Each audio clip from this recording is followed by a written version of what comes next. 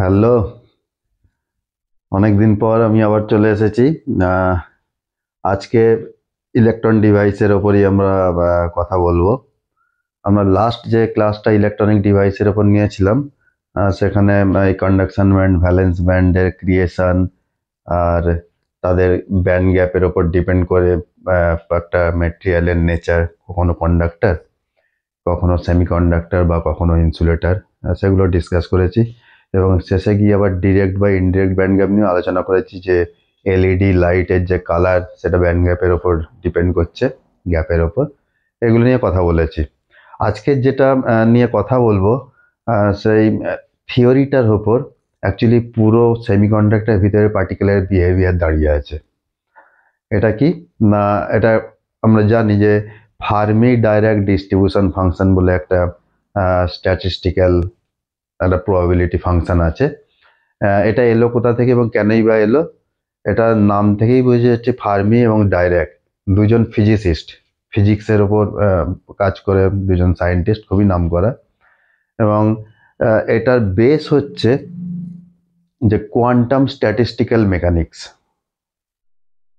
ওনারা একটা পার্টিকেলের বিহেভিয়ার নিয়ে কাজ করছিলেন একটা ম্যাটেরিয়ালের ভিতরে।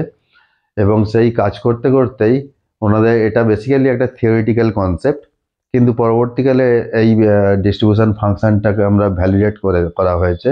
অজস্রবার এক্সপেরিমেন্টাল রেজাল্ট দেখা যাচ্ছে স্যাটিসফাই করছে ওনাদের এই কনসেপ্টটা।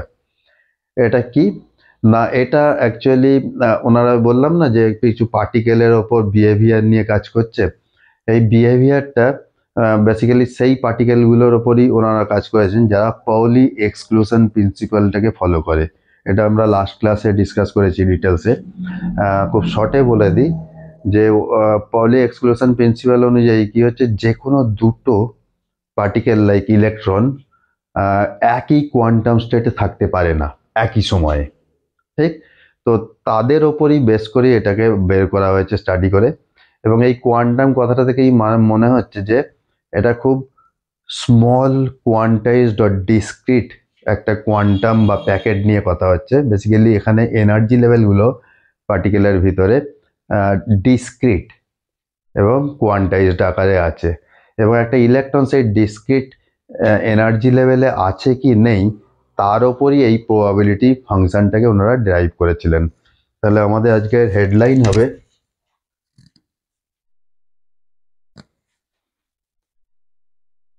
Fermi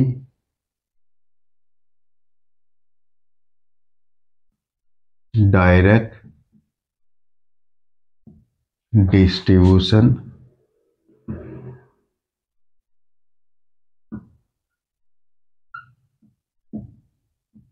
function.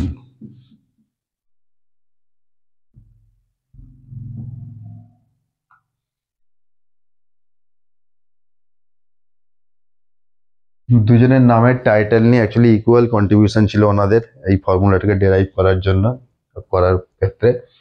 সেটা হচ্ছে Enrico Fermi and Paul direct, হচ্ছে ফুল নেম। এই দুজন সায়েন্টিস্ট এই ফাংশনটাকে ডেরাইভ করেছিলেন। ফাংশনটা কি? এটা একটা প্রবাবিলিটি ফাংশন।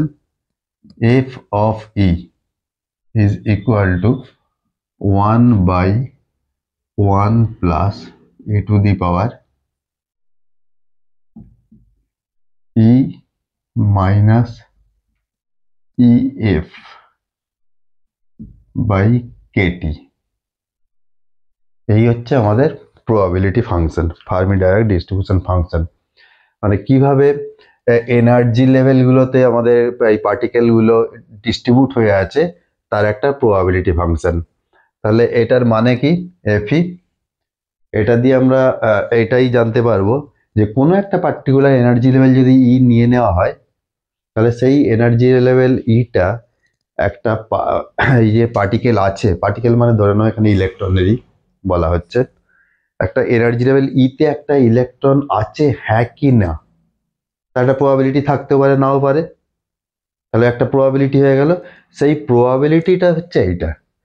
এটার মানে হচ্ছে তার মানে কি, একটা এনার্জি লেভেল ইতে একটা ইলেকট্রন আছে কি নেই তার প্রবাবিলিটি হচ্ছে FE. And what is EF? আমরা যদি ই ইকুয়াল টু ইএফ বসাই, দেখো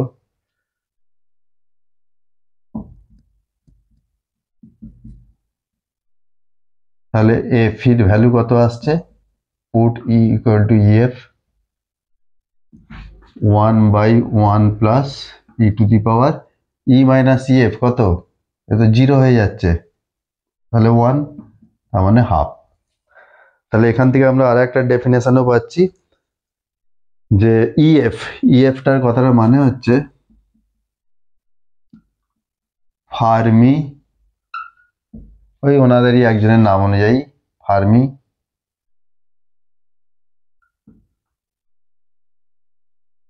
এনার্জি লেভেল।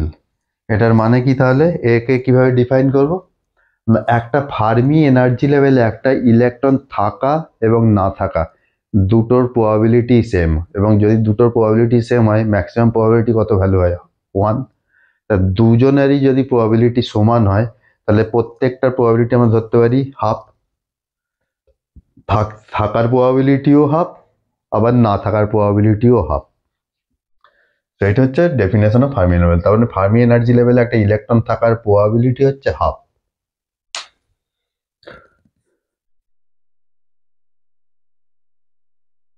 আর একটু বলে দিই বাকি গুলো কি কি আছে রাইট সাইডের এক্সপ্রেশনে। ইএফ নিয়ে তো কথা বললাম, কে হচ্ছে বোলজম্যান কনস্ট্যান্ট, আমরা সবাই জানি এটা একটা কনস্ট্যান্ট ভ্যালু, আর টি হচ্ছে অ্যাবসলিউট টেম্পারেচার ইন কেলভিন। তো এই টেম্পারেচারটা একটা জিনিস দেখো, যদি বাড়ে টি এর সাথে কিভাবে এফি ভ্যারি করছে, তখন যদি এগুলো যদি ফিক্স রাখি তাহলে টি যদি বেড়ে যায়, এই এক্সপ্রেশনে কোথায় আছে টিটা, ডিনোমিনেটরে, তাহলে ই এর মাথায় যে পাওয়ার আছে তার ভ্যালুটা কি হবে, কমবে। আর যদি পুরো ভ্যালুটা কমে, এই পুরো এক্সপ্রেশনে কোথায় আছে এই টার্মটা ডিনোমিনেটর, তাহলে ওভারঅল ভ্যালুটা আমার কমবে। তাহলে আমি কি বলতে পারি যে যদি টি বাড়ে টেম্পারেচার তাহলে এফি কমবে, তাই না। আমরা এখান থেকে আবার বলতে পারি টি বাড়লে কি হচ্ছে, এই পাওয়ারটা কি হচ্ছে কমছে, তার মানে এই পুরো এক্সপোনেনশিয়াল ভ্যালুটাই কমবে, আর এই পুরো ওভারঅল এক্সপ্রেশন এটা আছে নিচে, এই যদি ওভারঅলটা কমে তাহলে ওভারঅল ভ্যালুটা বাড়বে। সরি,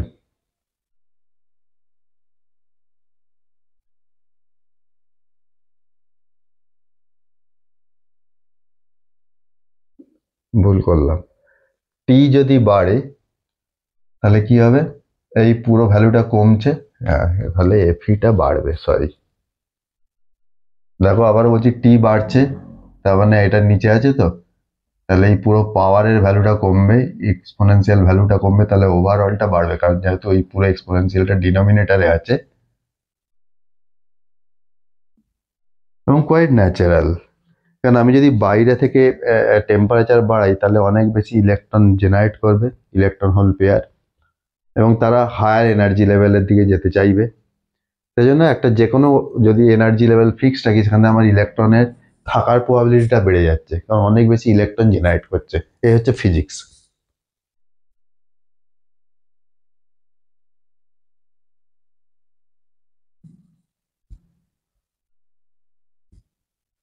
এবার আমরা একটা সেমিকন্ডাক্টর দেখেছি, স্ট্যান্ডার্ড দুটো এনার্জি লেভেল থাকে,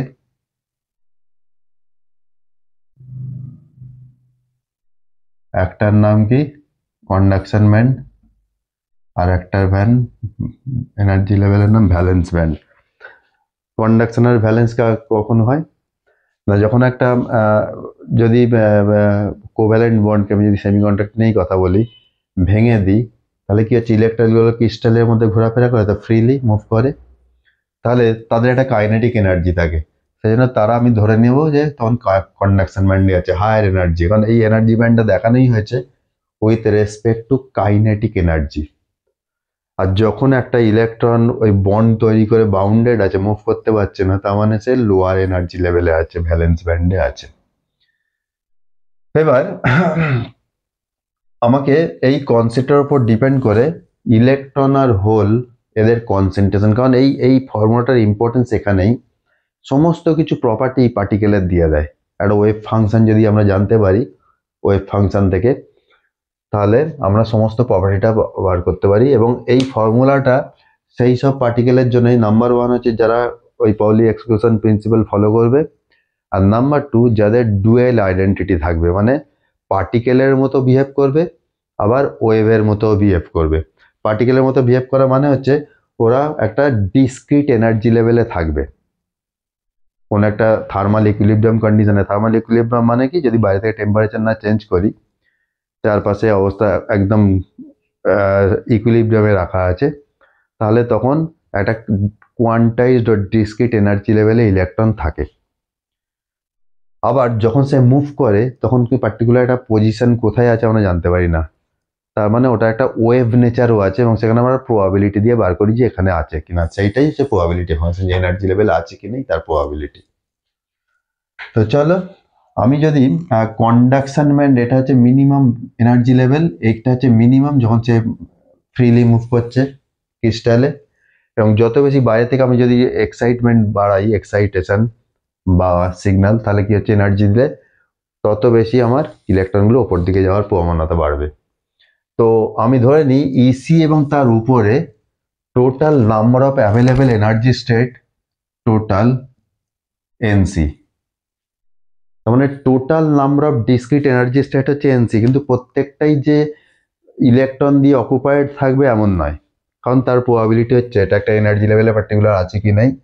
তাহলে আমি যদি কন্ডাকশন ব্যান্ড ইসি বা তার উপর নিয়ে এটাকে ডিসকাস করতে যাই, তাহলে আমার সেখানে সব ইলেকট্রনগুলো আছে ফ্রিলি, তাহলে সেই ইলেকট্রনের সংখ্যাটা কত হবে না, total number of energy state available in the conduction band multiplied by probability of occupancy of an energy level by an electron। এই যে দেখো ইটাকে রিপ্লেস করেছি ইসি দিয়ে, এই দুটোর মাল্টিপ্লিকেশন আমাকে টোটাল ইলেকট্রনের সংখ্যা দেবে না, কারণ এতগুলো টোটাল ডিসক্রিট এনার্জি স্টেট আছে কিন্তু প্রত্যেকটাতে ইলেকট্রন নেই, থাকার প্রবাবিলিটি হচ্ছে একটাই এনার্জি স্টেটের প্রবাবিলিটি একটা ইলেকট্রন থাকার, এটা ইসি কেন, কন্ডাকশন ব্যান্ড নিয়ে এখন ক্যালকুলেট করছি, কাজ করছি। তাহলে সেটা প্রবাবিলিটির সাথে টোটাল অ্যাভেলেবল এনার্জি স্টেটের মাল্টিপ্লাই করলে actual of number of electron পাবো আমরা কন্ডাকশন ব্যান্ডে। এটা বসিয়ে দাও, 1 প্লাস ই টু দি পাওয়ার, এখন আর ই হবে না, কত হবে, এটা EC Fermi level by KT, এটা থার্মাল ইকুইলিব্রিয়ামে বের করলাম, টেম্পারেচার এখানে চেঞ্জ করব না। এবং আমি কি বলতে পারি এখানে, ইএফ কথাটার মানে কি, যেখানে একটা প্রবাবিলিটি থাকা ইলেকট্রনের প্রবাবিলিটি হচ্ছে হাফ, সেরকম একটা এনার্জি লেভেল। তো ডেফিনেটলি কন্ডাকশন ব্যান্ডের ভ্যালু হচ্ছে ফার্মি লেভেলের থেকে অনেক বেশি, কারণ ফার্মি লেভেল কি হচ্ছে, যদি একটা ইলেকট্রন এখানে থাকে তাহলে 1 হয়ে গেলে প্রবাবিলিটি এখানে 0, আবার যখন এটা বাউন্ডেড আছে তখন সেই ইলেকট্রনটা ভ্যালেন্স ব্যান্ডে আছে, কন্ডাকশনে 0 প্রবাবিলিটি। তাহলে হাফ কোথায় পাবো, হাফ পেতে গেলে আমার এরকম কোথাও একটা, এবং এইটাকে আমরা বলবো সেটা ই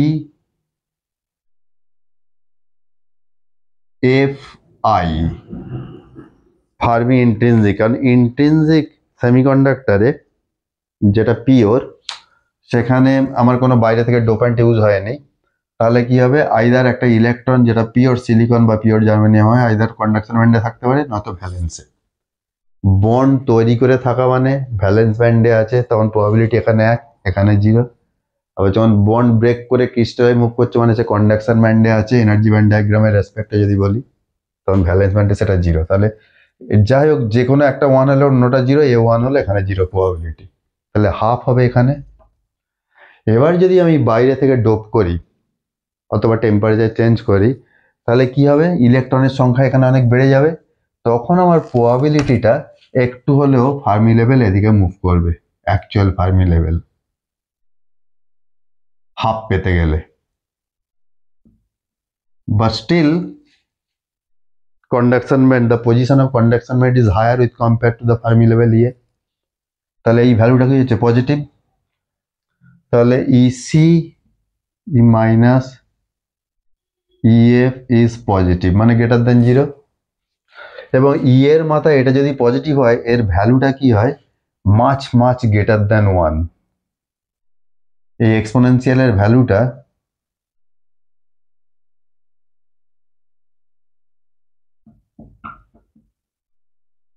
তখন একটা approximation, we can neglect this 1,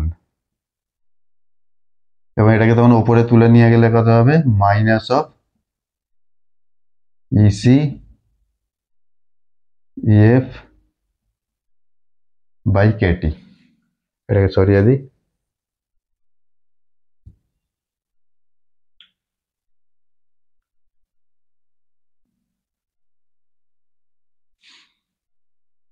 Very, very important derivation.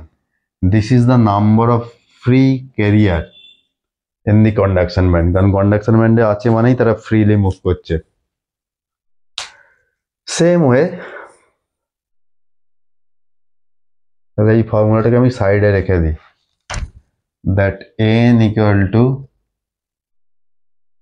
nc e to the power minus ec minus ef by kt। চলো এবার আমরা হোলের ব্যাপারটা আসি। এটা কেন আসছে, একটা ফর্মুলা ডেরাইভ করব, তার নামটা আমি তখনই বলবো। আচ্ছা, হোলের সংখ্যা পেতে গেলে কি করতে হবে, এখানে আগে ধরে নিই available energy state to the valence band is NV. একটা হোল থাকার জন্য একটা এনার্জি লেভেল লাগে এবং সেগুলো হোলগুলো অলওয়েজ ভ্যালেন্সেই থাকে। তো সেটা আমরা ফর্মুলাটা তো এটা ইলেকট্রনের রেসপেক্টে, তাহলে একটা হোল বের করতে গেলে কি করতে হবে, আগে total number of available energy state to the valence band is NV, তার সাথে প্রবাবিলিটি, বাট এই প্রবাবিলিটি তো একটা ইলেকট্রন থাকার প্রবাবিলিটি। কোনো একটা পার্টিকুলার এনার্জি লেভেলে আইদার ইলেকট্রন থাকবে, আর ইলেকট্রন না থাকা মানেই absence of electron is equivalent to hole, আমরা এটা সবাই জানি। তাহলে যদি ইলেকট্রনের প্রবাবিলিটি জানি একটা পার্টিকুলার এনার্জি লেভেলে থাকার, তাহলে হোলের প্রবাবিলিটি বের করা তো খুব সহজ, কারণ আইদার ওখানে একটা ইলেকট্রন থাকবে এনার্জি লেভেলে, নয়তো হোল। তো দুটো প্রবাবিলিটিকে যোগ করলে কত হবে, অলওয়েজ টোটাল প্রবাবিলিটি 1। তাহলে হোলের প্রবাবিলিটি হবে 1 minus F of E V, কারণ এটা ভ্যালেন্স ব্যান্ডে আমার ক্যালকুলেশন করতে হবে। কন্ডাকশন ব্যান্ডে শুধু ইলেকট্রন থাকে, আর হোল থাকে সবসময় ভ্যালেন্স ব্যান্ডে। কারণ একটা ইলেকট্রন যখন এখানে ভ্যাকেন্ট করে দিয়ে ওপরে চলে যায়, তখনই সে হোল তৈরি করে দিয়ে চলে যায়, তা হোল তো অলওয়েজ তাহলে ভ্যালেন্স ব্যান্ডেই থাকলো না। তাহলে এই ফর্মুলাটা অ্যাকচুয়ালি ইভি, এই এনার্জি লেভেল একটা ইলেকট্রন থাকার প্রবাবিলিটি দেয়। মানে একটা ইভি এনার্জি লেভেলে যে একটা ইলেকট্রন আছে তার প্রবাবিলিটি হচ্ছে, that means the EV, the energy level is occupied by an electron, we can get that occupancy of electron in the valence energy level EV is FeV। একটা electron আছে কি নেই তার প্রবাবিলিটি, তাহলে সেখানে হোল আছে কি না আছে তার প্রবাবিলিটি কি করে পাবো, সেটা হচ্ছে 1 মাইনাস 1 মাইনাস FeV, এখানে ফর্মুলায় বসিয়ে দাও।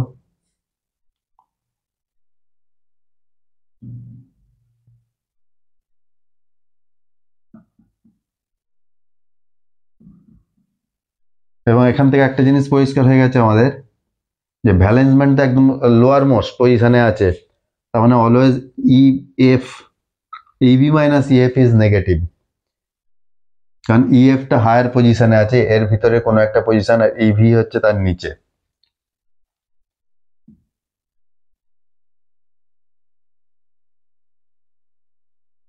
এদিকে আনলে 1 মাইনাস কেটে যাবে, এটা পড়ে থাকবে কত, EV minus EF by KT। যদি পুরোটাই দেখাই,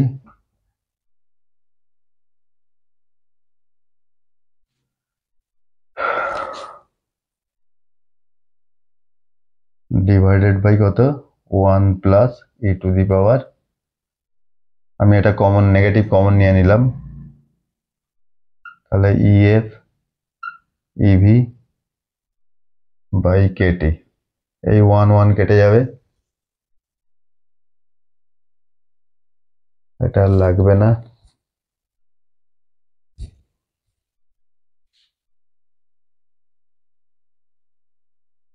পি পি কত হচ্ছে উপরে, NV e to the power, এটা যদি মাইনাস কমন নিই, EF minus EV by KT। এবার এখানটা একটা নিয়ে ম্যানিপুলেশনে আছি। আমি কি বললাম, EF minus EV always greater than zero, কারণ ইভি হচ্ছে লোয়ার পজিশনে আছে, ভ্যালেন্স ব্যান্ডের পজিশন, energy level to the valence band, আর ফার্মি লেভেলটা এই দুজনের মাঝে কোথাও একটা আছে। এটা অ্যাকচুয়ালি এর কোনো ফিজিক্যাল এক্সিস্টেন্স নেই, বাট এটা একটা কনসেপচুয়াল প্রবাবিলিটি হাফ পেতে গেলে। তাহলে এইটা হায়ার লেভেলে থাকলে গ্রেটার দেন জিরো পজিটিভ, তাহলে এই ভ্যালুটা যদি পজিটিভ হয় তাহলে এটাকে কি বলতে পারি, মাইনাস বসালে, মাইনাস বসিয়ে দিলে নেগেটিভ। এবার বলো এটা ই টু দি পাওয়ার, এটা নেগেটিভ, তাহলে এটা কত হবে 1/, তাহলে এবার যাই আমি, আচ্ছা 1/e to the power EF minus EV by KT। আচ্ছা এটা দরকার নেই নেগেটিভ সাইন দিয়ে, এটাই আসি। এবার দেখো এই ভ্যালুটা তো প্রচুর বড়,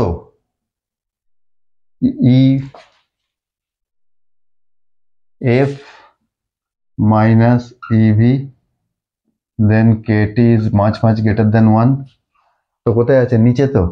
তাহলে কি হতে পারে, এইটা আমার নেগলেক্টেড হতে পারে, much less than 1, if this is much greater than 1, তাহলে এটা কারণ 1/, তো তাহলে এটা আর একটা আমার অ্যাজাম্পশন, অ্যাপ্রক্সিমেশন দিয়ে আমরা এটাকে নেগলেক্ট করতে পারি। তাহলে 1 নিচে থাকা মানে 1 প্লাস এটাকে কি বলতে পারি 0, তাহলে P is equal to NV e to the power minus EF minus EV by KT। চলো তাহলে আমার দুটো এক্সপ্রেশন পেয়ে গেলাম,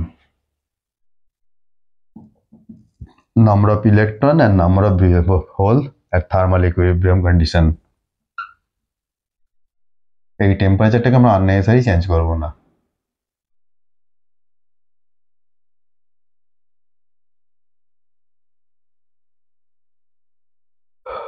So at any temperature T, absolute temperature, the whole concentration, and concentration মানে হচ্ছে যে number of energy state per unit volume.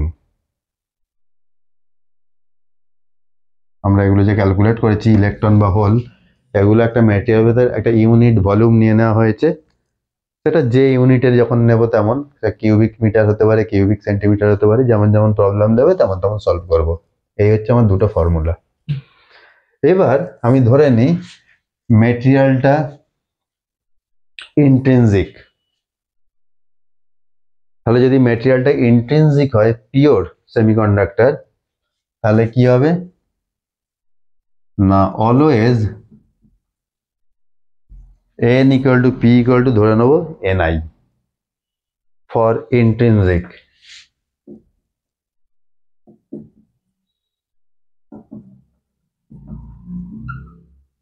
আমরা তো জানি ইন্ট্রিনজিক মানে পিওর ম্যাটেরিয়াল, সে সিলিকন হোক বা জার্মেনিয়াম হোক, একটা পিওর ম্যাটেরিয়ালে অলওয়েজ ইলেকট্রন হোল পেয়ারের সংখ্যাটা, ইলেকট্রনের যা সংখ্যা হবে হোলের সংখ্যাও তাই হবে। কারণ পিওর হলে একটা বন্ড যদি ব্রেক করে, তাহলে যখনই একটা ইলেকট্রন ভেঙে ক্রিস্টালে মুভ করবে মানে কন্ডাকশনে চলে যাবে, তার একটা হোল রেখে যাবে, তো ইকুয়াল হবে না। এখন যতগুলো বন্ড ভাঙবে ততগুলি ইলেকট্রন, তার ততগুলোই হোল তৈরি হবে পেয়ারে, কারণ সবসময় একই জেনারেশনটা পেয়ারে হয়। তাহলে একদম জাস্ট ওই ফর্মুলারই আমরা হেল্প নেব। তাহলে Ni কত হবে, Nc তো এটা তো ম্যাটেরিয়ালে চেঞ্জ হবে না, কন্ডাকশন ব্যান্ডেরও পজিশন চেঞ্জ হবে না, হবে কোনটা, ফার্মি লেভেল, এর একদম মিডিলে থাকবে।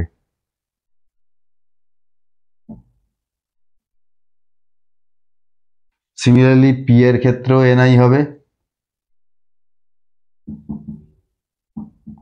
কারণ যেহেতু দুটোই সমান, এফ এর জায়গায় EFI, ব্যালেন্স সেম। এবার এই ইকুয়েশন দুটোর নাম দাও, 1 2,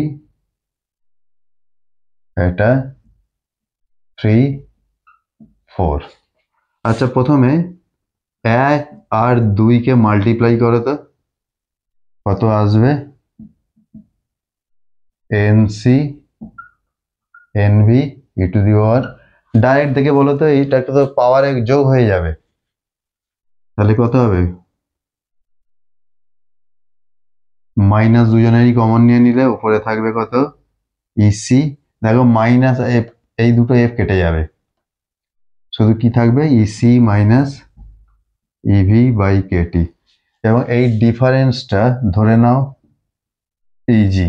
ইজি মানে কত?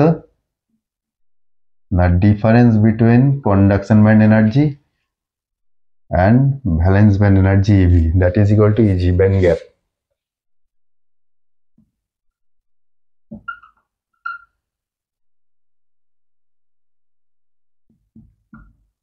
তাহলে NP সমান হলো আমার কি? EC NC NV EG minus KT.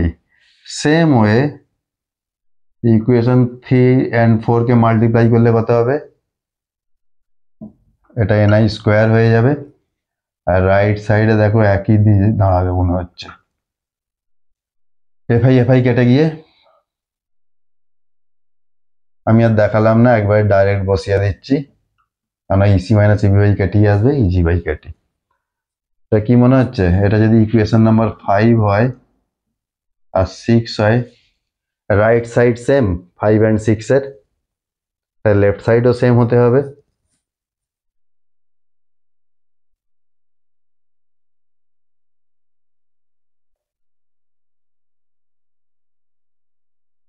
তাহলে from equation 5 and 6 we can say that np equal to ni square, very very important derivation.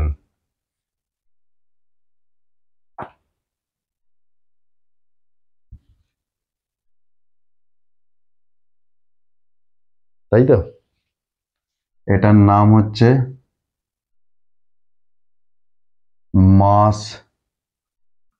Action law. This is the derivation of mass action law. এখন তোমাদের মনে প্রশ্ন আসতে পারে, এরকম অদ্ভুত নাম হলো কেন একটা ফর্মুলায়? আছে তো ইলেকট্রন হোল, কোনো তো মাস নেই, মাস থাকলে তবে তো এরকম একটা হয়। অ্যাকচুয়ালি কনসেপ্টটা এসছে একটা কেমিস্ট্রি রিয়াকশন থেকে। কেমিস্ট্রিতে যে কোনো থার্মোডাইনামিক সিস্টেম, মানে একটা থার্মাল ইকুইলিব্রিয়াম কন্ডিশনে যখন রিয়াকশন করা হয়, তখন সেই রিয়াকশনের রেট প্রপোর্শনাল টু কি হয়? Density of রিয়াক্ট্যান্টস।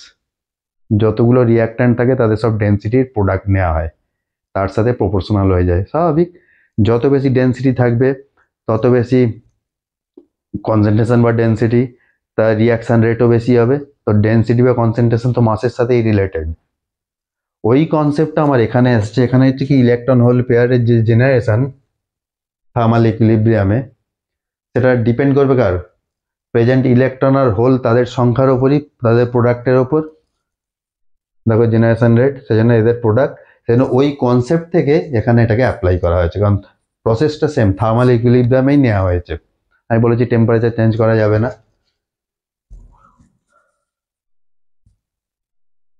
সেই জন্য এটাকে বলা হয় মাস অ্যাকশন ল। হ্যাঁ, এখান থেকে আমার এই ইলেকট্রন আর হোলের concentration in terms of NI কি করে আনবো? দেখো, ফ্রম ইকুয়েশন 1 and 2, প্রথমে এনটাকে নাও, ওই ফর্ম ওখানটাতে ওটা আছে, ওটাকে আর আমি লিখবো না নতুন করে। আমি একটু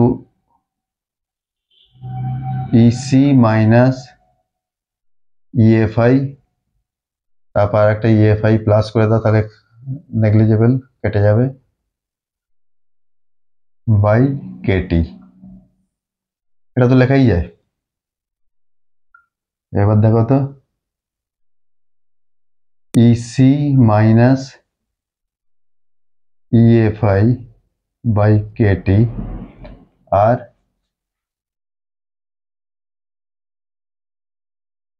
এটা মাইনাসটা গুণ করে দিলে কি হবে, এটা ইএফ চলে আসবে, এটা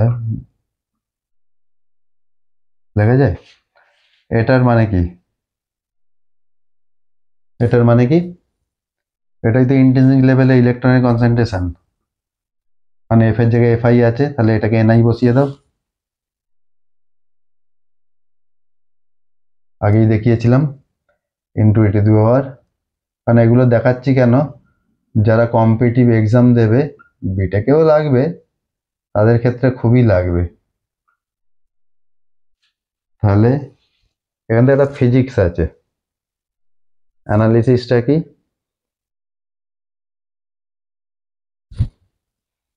ফাইনালি কি এলো, n equal to ni e to the power ef minus efi by KT. যদি এটা একটা এন টাইপ ম্যাটেরিয়াল হয় তো ডেফিনেটলি আমি বলেছি ইলেকট্রনের সংখ্যা বেড়ে যায়, তাই ফার্মি লেভেলটা মুভ করে যায় ওপর দিকে, কারণ ওখানে প্রবাবিলিটি হাফটা পেতে গেলে ওপর দিকেই যেতে হবে আমায়, তার মানে এটা পজিটিভ। এবং যত বেশি ডোপিং ডেন্সিটি বাড়ানো হবে তত এই এফটা ওপর দিকে যাবে। ইফআই তো পজিশন ফিক্সড, ইন্টেন্সিটি একদম মিডিলে, তাহলে কি হচ্ছে, এর ভ্যালু বাড়বে, রাইট সাইড বাড়বে, তাহলে এন এর ভ্যালুও বাড়বে, কারণ এটা ফিক্সড। সিমিলারলি আমি আর এটা দেখাচ্ছি না, তোমরা দেখে নেবে, একই রকম ভাবে হবে এনআই ই টু দি পাওয়ার, এক্ষেত্রে উল্টো ফার্মি লেভেল উপরে চলে যাবে, কারণ পি টাইপ যখন হবে তখন কি হচ্ছে, সব ইলেকট্রনের সংখ্যা এখানে বেড়ে যাবে, তাহলে কি হচ্ছে, এই ফার্মি লেভেলটাকে নিচের দিকে আসতে হবে, তাহলে এই ভ্যালুটা তখন পজিটিভ। যত বেশি এখানে ট্রাই ভ্যালেন্ট দিয়ে ডোপ করবে, তো ভ্যালেন্স ব্যান্ডে আমার ইলেকট্রনের সংখ্যা বেড়ে যাবে, তত এ নামবে, তাহলে এইটা আবারও বাড়বে, ডিফারেন্সটা বেড়ে যাবে, তো এ তো ফিক্সড পজিশন, এ যদি কমে নিচের দিকে আসে অনেক কমবে, ডিফারেন্সটা বাড়বে, রাইট সাইড বাড়বে, হোলের সংখ্যা বাড়বে, তত বেশি পি এর কনসেন্ট্রেশন বাড়ে, আমরা জানি। তো এই হচ্ছে ইম্পর্টেন্ট এই দুটো ফর্মুলা। তো আজকে আমরা এই পর্যন্তই থাক, এগুলোর ওপর একটু অঙ্ক প্র্যাকটিস করো, আমি এক দুটো অঙ্ক নেক্সট ক্লাসে করিয়ে দেবো, এই ফর্মুলাগুলোকে মনে রাখো, দেখো, ঠিক আছে, চলো দেখা হচ্ছে নেক্সট ক্লাসে, বাই, টাটা।